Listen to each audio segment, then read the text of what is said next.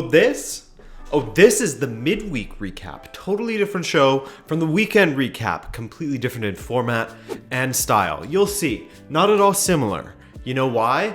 Well, partially because the midweek recap is sponsored by me. But yeah, there are way too many great matches this week, midweek. I had to talk about them, man. Starting with the Club World Cup. The first semi-final of the Club World Cup was between Flamengo and Al Hilal. You know, I always heard of players leaving for Al Hilal, but I hadn't actually looked at their squad for what must be years now. And damn, there's some decent talent going forward, if not a bit washed up in most cases. Andre Carrillo, Bafetimbi Gomez, Sebastian Giovinco, Gustavo Cuellar, who actually left Flamengo back in August, I believe. Poor guy. He left after the Copa Libertadores quarterfinal.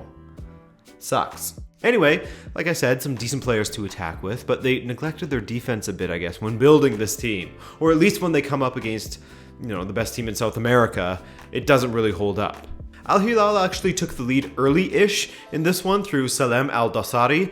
Beautifully worked goal. Al Hilal looked pretty good in the first half, actually, but Jorge Jesus must have reamed out Flamengo at the half because they were a different team in the second, and they leveled just 4 minutes into it. From there, the result was never really in doubt, and Bruno Henrique was at the center of it all for Flamengo. First, he squared for Arrascaeta to level things, then he slipped in between Al Bolahi and Sunjan for a free header, brutal defending there, and finally, his attempted ball across to Gabriel was turned into the goal by Al Bolahi. 3-1, game over, Flamengo on to the final, solid display from them as they grew into that match very nicely as it went on. Who would be their opponent? Well, that was to be decided between Monterrey and Liverpool. CONCACAF Champions League versus Champions League champs. Man, what a match. I want to see this matchup every week. Monterrey were right there with Liverpool pretty much throughout this match. They didn't play with fear. They didn't play defensively. They attacked. They hampered what was a very weakened Liverpool back line, let's be honest. Henderson, Gomez, Robertson, and Milner. Not their best back line, by any means. Keita gave Liverpool the lead, but Funes Mori pulled one back just 2 minutes later from a set piece. It was 1-1 after just 14 minutes. And even first half, as well as most of the second, was pretty even, while Liverpool had more possession. Monterrey were arguably more dangerous with the little possession they did have, forcing Alisson into some awkward and impressive saves at times. But slowly but surely, the trio of Mane, Salah, and Firmino were all reunited on the pitch. Only Salah had started, and the latter put Liverpool ahead thanks to a cross from yet another substitute. The latter being Firmino. Alexander-Arnold gave him that cross. A little poke from Firmino past the keeper, 92nd minute, bing bang bong. Bish bash bosh. Yeah. I mean, Origi really should have killed this match in the 73rd minute when he was perfectly positioned for the cutback, but he just couldn't sort his feet out. So anyway, the final is on Saturday, the 21st, and that will see Liverpool take on Flamengo. Should be quite the match. I'd catch it if it isn't conflicting with your team's schedule. Looks like it kicks off at the same time as Man City versus Leicester, which is a shame because that's going to be another great match with some title ramifications perhaps. The EFL Carabao Cup, a funny little cup that some teams somewhat understandably don't take too seriously given the fixture congestion in England. It's wild out there. Liverpool, they took that sentiment to new heights, but they were forced into it. Already committed to the Club World Cup, Liverpool had 2 separate playing squads in 2 separate competitions within 24 hours of each other. One in Birmingham and one in Doha. I mean, this is on the organizers of the EFL Cup. They knew that one English team was going to be missing from the competition in December, and they didn't really plan around it. Maybe there's nothing they could do. I don't know. I don't look into the scheduling of these things too much. It's not something I'm usually super interested in. The team that was left in England to take care of the Carabao Cup duties was pretty unrecognizable from the Liverpool we're used to seeing, unless you're a Liverpool fan. The few names that I recognized were, of course, Harvey Elliott and... Rhian Brewster wasn't in there, so that was pretty much it, to be honest with you. They basically fielded their under-20s. The average age of the Liverpool squad was 19, which is the youngest in the competition's history. Villa, they fielded a strong 11 with a handful of absences, Jack Grealish, of course, being the most notable. And while you never really expected the Baby Reds to get a win, you never know in the cup competitions. A little luck can go a long way. You can catch a team on a bad night, or you can have an unplayable night or something. But they didn't have any luck, and they weren't unplayable. 5-0 was the final, but to be honest, I felt bad for the kids. When the first half was up, Villa had a 4-0 lead with 3 attempts and 3 attempts on target. One of the goals was an own goal, which was pretty rough luck, and had they been a bit better with the finishing and hadn't let the occasion get to them, they perhaps could have at least had a couple of goals for themselves. It's understandable that the occasion got to them, by the way. Quite a few debutants in there playing away at Villa Park. It all checks out. The second half was much better for them. Liverpool dominated in periods just as they did in the first half and forced some great saves out of Villa keeper Ørjan Nyland.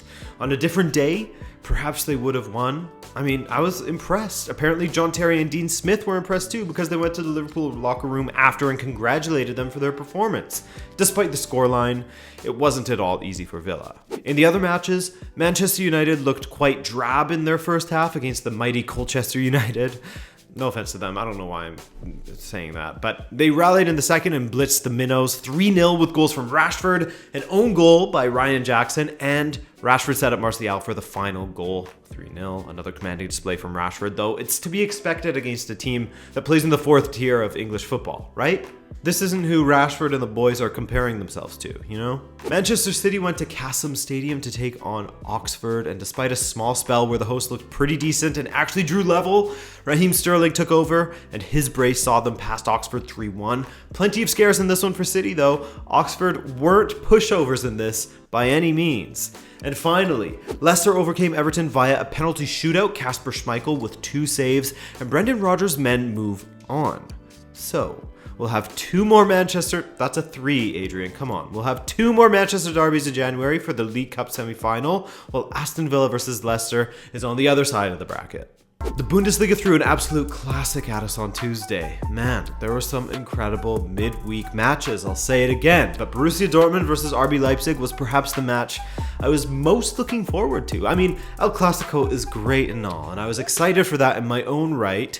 But the attacking matchups of Dortmund versus Leipzig, you knew there was going to be goals. I didn't have faith in either team's defense. And that bodes well for entertainment value, man. In my pre-match prediction, I said an extremely close 3-2 win for Dortmund, home advantage, a decent record against Red Bull Leipzig, and Red Bull Leipzig have been unconvincing to me lately against stronger teams, like in the UEFA Champions League, compared to the bottom feeders they've played in Germany lately, bar Hoffenheim, who are in pretty poor form.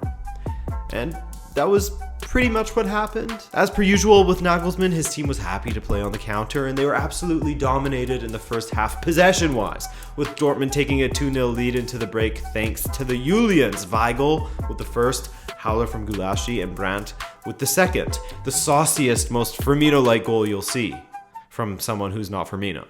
And then, of course, my friends, the Dortmund defense collapsed on itself in another act of self-sabotage.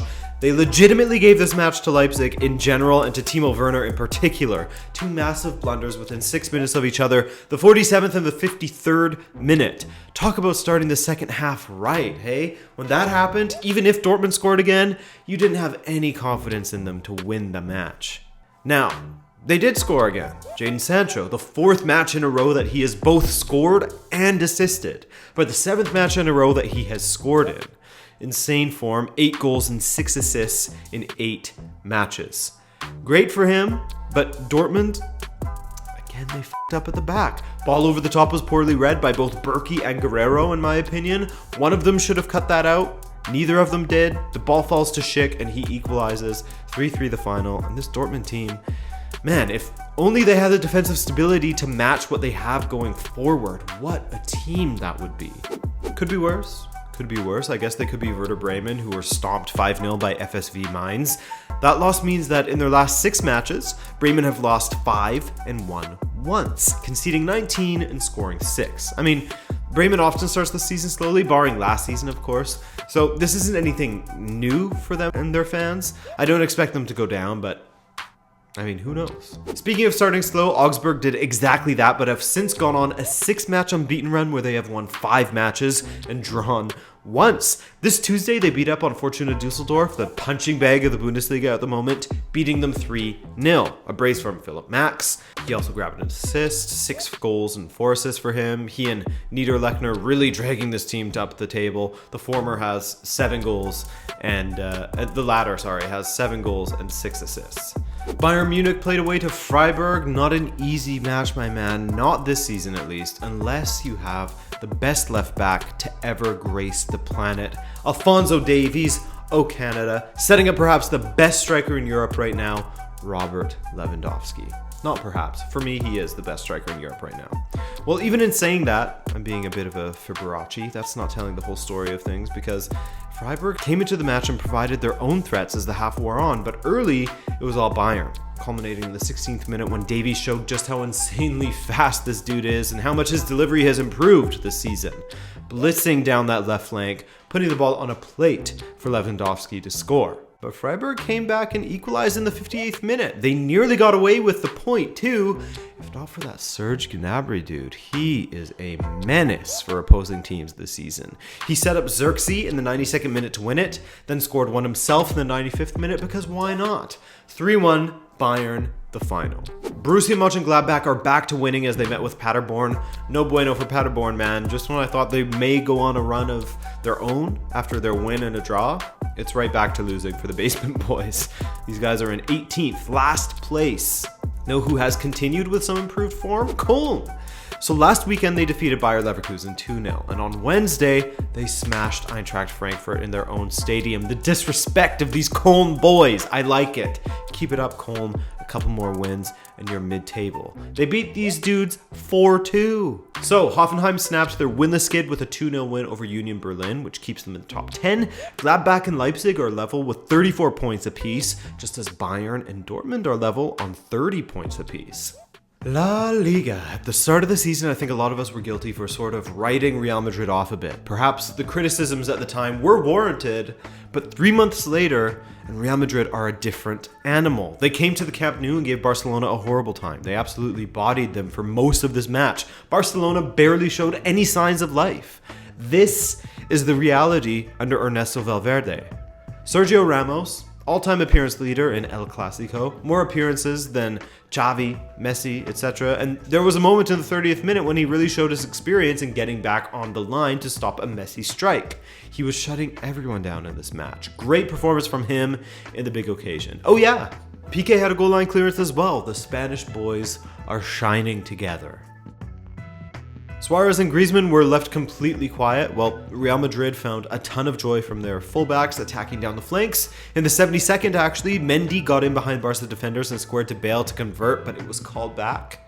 Mendy was just offside when he was played through. In the end, no goals to speak of, besides disallowed ones and close calls. 0-0, first goalless Clásico since 2002, I believe. One thing that was really striking to me, actually, was Suarez. I've seen senior citizens that move better than he did in this match. Just way too sluggish. He was closed down quickly whenever he got the ball and didn't look out for a battle no matter which Real Madrid defender he was up against, you know? He didn't look up for it in the 50-50s. So, let's see how that draw affected the table. It didn't, of course. It changed absolutely nothing. It's exactly the same. See?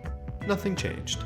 Serie A had a couple of matches on Wednesday, but it's worth mentioning quickly that on Monday, Lazio did indeed end the 13-match unbeaten run by Cagliari. Yes, Lazio went to Sardinia, and it was drama, man. Oh, they left it late. Lazio and Atalanta, they love their late goal. So, this is what happened. Gio Simeone scored for the Sardinians nice and early, 90th minute, still 1-0 Cagliari.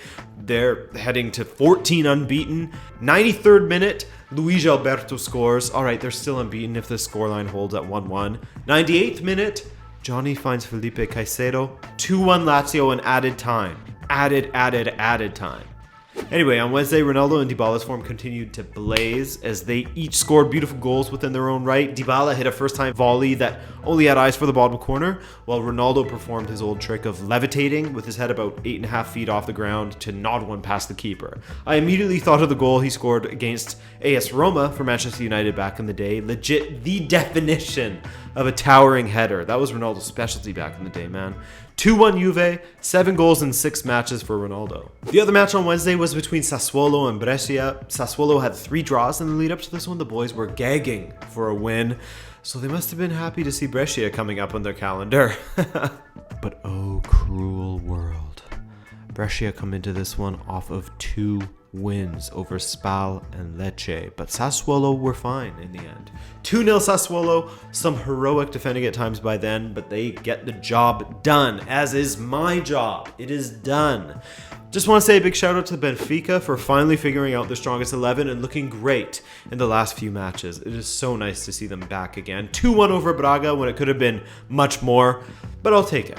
Anyways, I'm Adrian, I love ya, thanks for watching, and I'll see you tomorrow for another video. Peace.